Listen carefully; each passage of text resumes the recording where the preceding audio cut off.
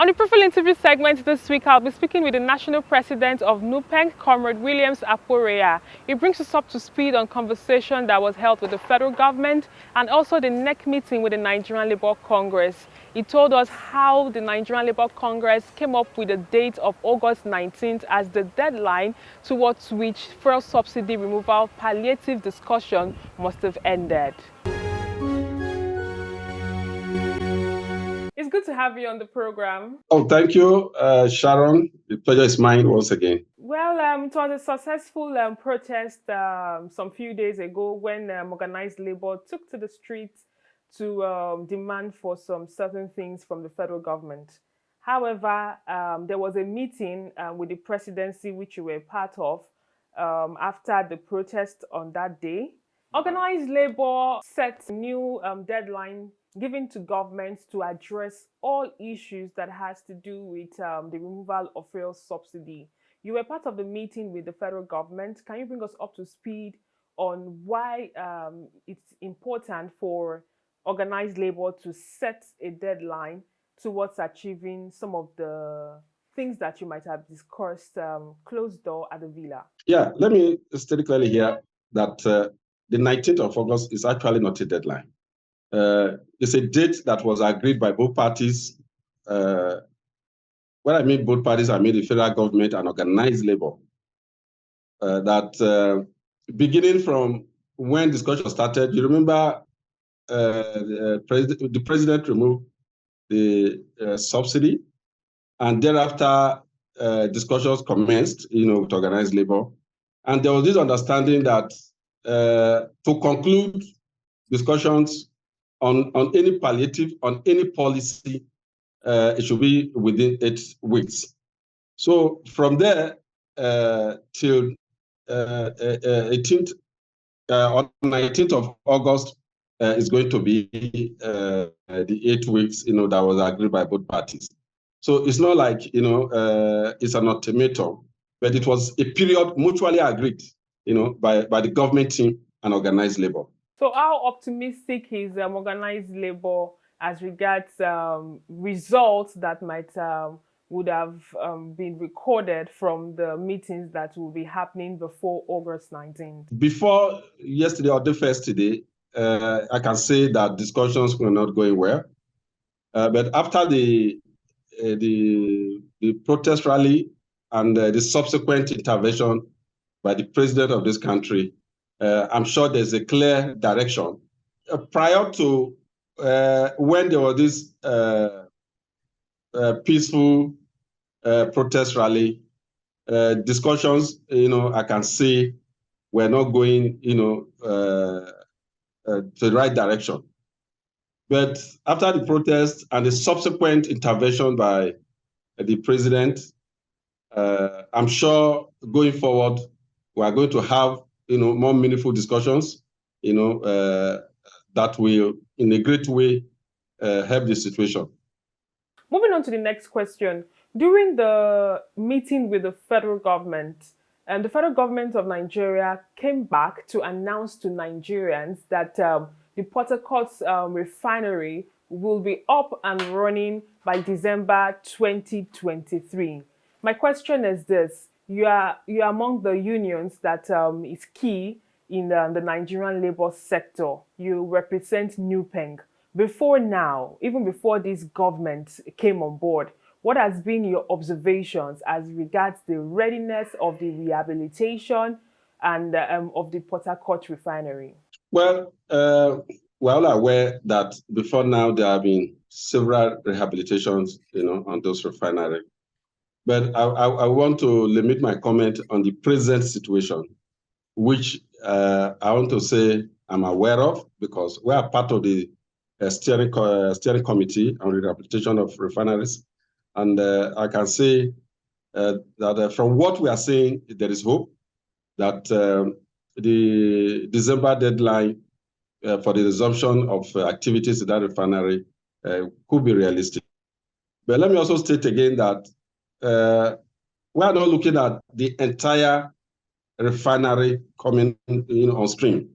You remember we have two two plants in that refinery, in Port Harcourt, refinery. There are two plants there, and only one right now, and is being expected to come on stream in December. The other one is still under rehabilitation, though the process is still on. But what we are optimistic about that we come on stream in December is the plant one, which to a great extent is will not actually take care of all our petroleum needs. But again, it's a step forward. It's a step forward. So beyond having the Port Harcourt refineries up and running by December, what would be your word of advice, or what would be your recommendation to ensure that we have more of our refineries up and running, as perhaps it might be the solution towards reducing the cost of PMS? Well, it has been our agitation that more private sectors should be encouraged to come into the sector. We have written several papers to federal government on how individuals can be encouraged, provided the enabling environment for investors to come in, and set up refineries. We have also said that even the IOCs that are producing crude oil in the country today should be also encouraged to also produce a part of their crude oil production. They should refine part of that crude oil production, for local consumption. Not every part of that product should be exported. I'm sure with such moves and steps, we can, despite the alternatives we're actually looking for now, that will also help, in ameliorating the challenges we're having, as of today. Back to the oil and gas sector, which you are a major player in. The Petroleum Industrial Bill, which is now an act, was on for a while. I want to know what the role of organized private sector was during the process of the bill becoming an act. Many have argued that fuel subsidy removal has come to stay because it is law and it is not budgeted for. So I would like to ask, what was the role of organized labor during this conversation? We made several presentations, during the enacting of that law. And for really one of those conditions we gave or suggested to government, though removal of subsidy was not part of our suggestion, on that bill. But that was position of government. But our position was that if there's going to be any removal of subsidy, we should first look at how we can produce locally. And that's what I said earlier here, that government must put enabling environment for more refineries to put in place where we can refine this product locally. That only then removal of any subsidy, could be successful. But look at what has happened now. That process was not put in place, and the subsidy was removed, and every situation now has changed, immediately. So our position then and our recommendation to government, was to ensure that they do everything possible first to look for alternative to PMS, and again encourage investors, to put more refineries in place, so that whenever it's taken away, we will not find ourselves in the situation we are right now. Okay, finally, what will be your message to first Nigerian workers at this time? And what will be your message to state government? We have some state government that have been doing some things in their own capacity to ensure that there is succor. But generally, what will be your message to Nigerian workers at this time, especially the members in your sector? I think my position here, first to state governments, is that they should be more sensitive to the plight of workers in their employ. Asking workers to work 2 or 3 days in a week is not the solution. They should be able to put, some measures in place to ameliorate the situation on ground.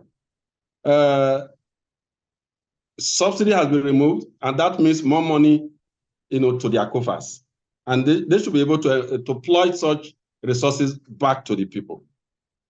Then to my members and to workers, especially in the oil and gas industry, I would also advise that their priority should also change. The way we do things in the past shouldn't be the same way we do things now. When I say priorities in the way we spend, should also be checked. There are a lot of, expenditures that are avoidable even as a worker. So there should be a strict discipline, in their spending, because the resources right now, are small, and so we should be able to also ensure that the little resources that are coming our way, we spend it, judiciously, rather than involving in frivolous, expenditures. The times are quite hard, but we do hope that as time goes on, it could be better. At this point, we're all living on hope, and hopefully things could get better as time goes on. It's a renewed hope. Thank you very much. Yeah, we were told about renewed hope. So we are keen into that renewed hope. Thank you very much for your time. Thank you, Sharon, for this opportunity. And that's all we can take on today's edition of the program. Join us next week for a fresh edition of the show. I am Sharon Ijasan. Thanks for watching, and remember that labor creates wealth.